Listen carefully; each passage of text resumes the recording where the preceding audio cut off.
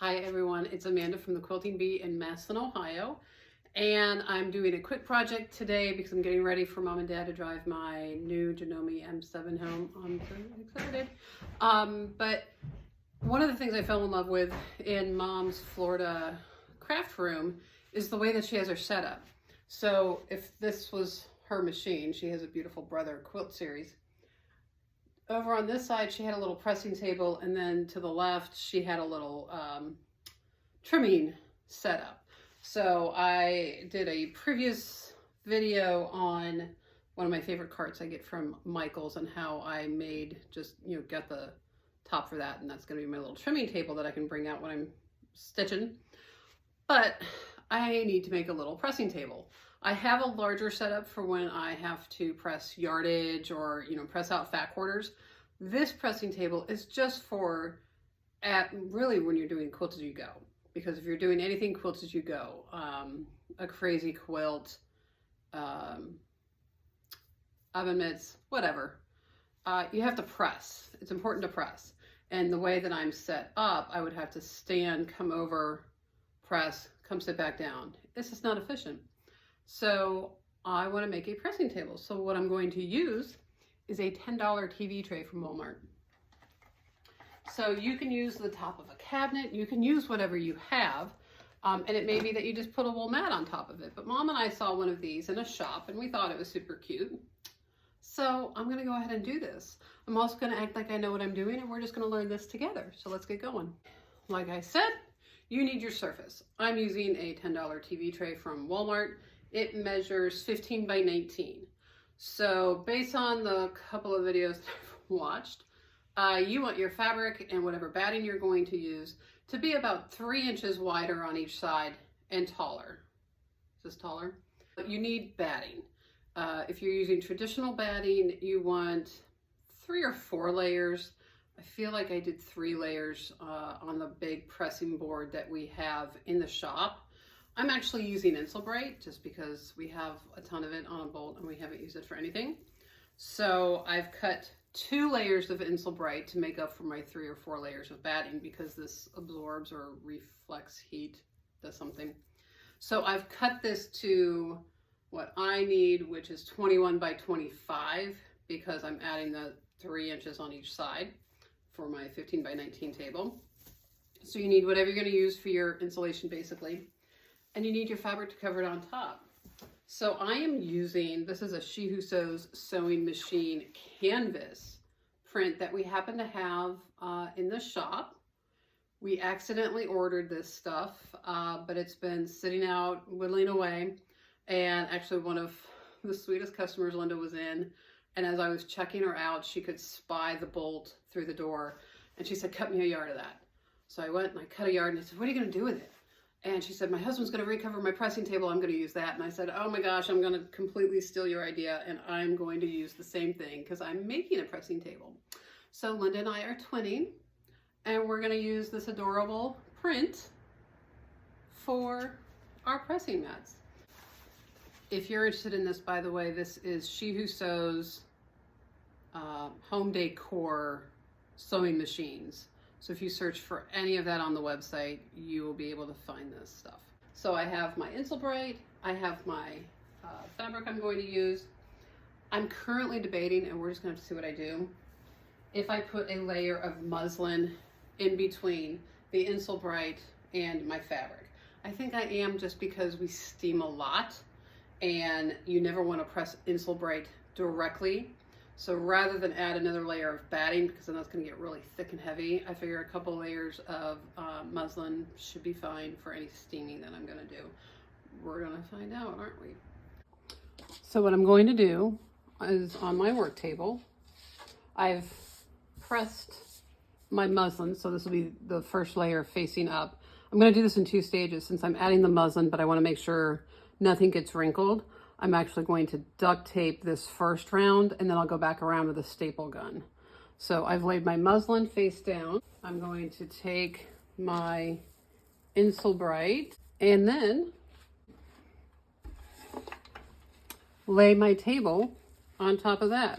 So I know I want to have about 3 inches overlay, and I I'm thinking I need to move it this way so I get what I need out of everything. So I'm just eyeballing as I bring up these sides to make sure I'm going to have what I need. So I think that's going to work. Yeah, that'll come up. That'll get interesting with that little crossbar there, but we can make it happen. So I think instead of duct tape, I'm going to go ahead and put a couple staples in here just to run the first layer to get it nice and neat. See if this guy is loaded. It is. So again, since I'm going to go back around with my cute fabric, I'm just doing this to get everything to stay in place. You want to do opposite sides. That way, I put a couple staples in there. I can bring this up here, get it nice and tight. Hold that.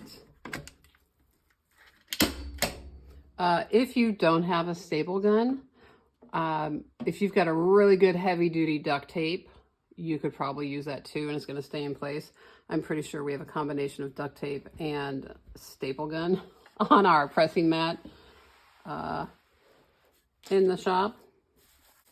So what I'm going to do my corners is, rather than try to do this, which is going to get super bulky, pretend you're wrapping a gift. Okay?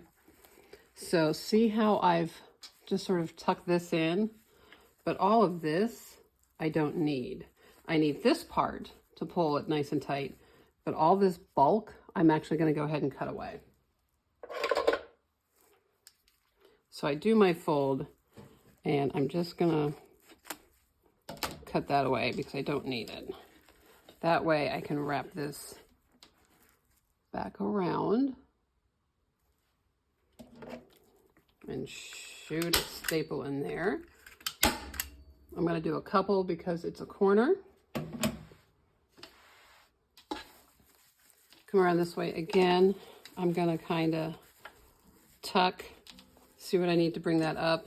I don't need all of this, so I'm going to cut this away. No one's going to look at the bottom, so we aren't trying to be crazy precise. So then, just like I would fold or wrap a present, I'm just tucking that corner in so it's nice and tight and bringing this up.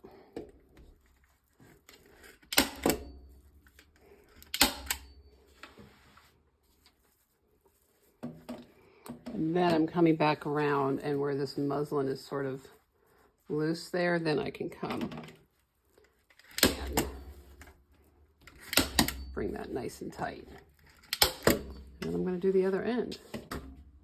Okay, so if we tip it, that already looks really good. It is a nice, smooth covered piece. But like I said, we're quilters. We like to get cute. So we got to get cute. So I'm going to get my cute fabric now. And because I know it needs to go long ways, I'm going to turn it. Make sure there's nothing on here. Lay my table back on top. And based on my print, I'm going to try to make sure that I'm straight. Because won't that be annoying if it's uneven? See if I can tilt it and kind of see. Oh, I think that'll work. So what I'm going to do now is just go back around my edges and really staple the ever-living life out of this canvas.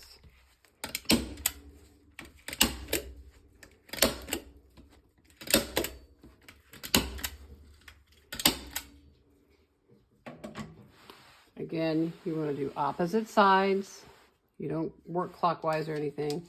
That way when you get to this opposite side, I'm going to pull it so it's nice and tight and snug.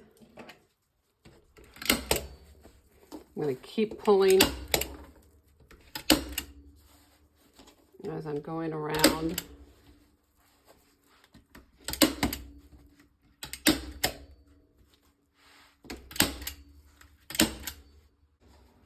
So again, when it comes to the ends, and with it just being the one layer of canvas, this is going to be much easier. I'm going to pretend I'm wrapping a present and just sort of tuck in that fold. Bring up this corner. So it's giving me a nice wrapped corner here.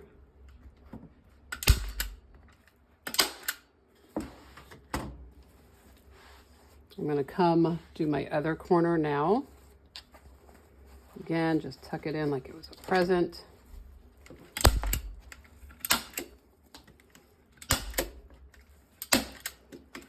And then I keep pulling so it's nice and tight as I throw a lot of staples in here.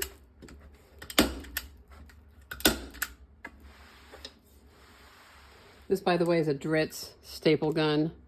I'm using 11.11 millimeter staples or 0.4375 staples in this so that you can see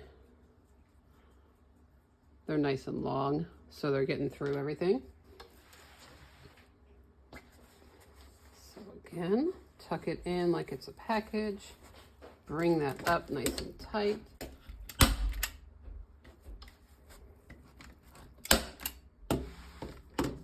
Over here, tuck in my other corner. Again, bring that up.